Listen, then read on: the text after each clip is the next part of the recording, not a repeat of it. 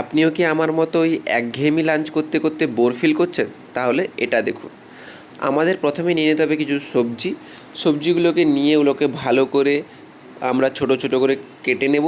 কেটে নেওয়ার পরে নেক্সট হচ্ছে গিয়ে হাঁড়িতে চালটাকে 90% কুক করতে হবে। অ্যান্ড ফ্লেভারসের জন্যে আমি ওর মধ্যে একটু লেবু আর এলাচ দিয়ে দিয়েছিলাম যাতে একটু ফ্লেভারটা ভালো করে আসে। দেন একটা আলাদা পাত্রে দই নেব। দইয়ের মধ্যে কেটে রাখা সবজিগুলোকে নেব, তার মধ্যে পনির দেব। পনির কিন্তু অপশনাল।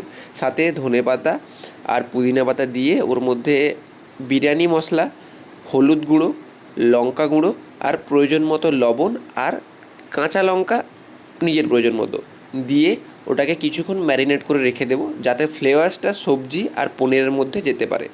এগুলোকে ম্যারিনেট করে রেখে দিলাম। এবারে নেক্সট হচ্ছে একটা কড়ার মধ্যে আমাকে একটু তেল নিতে হবে।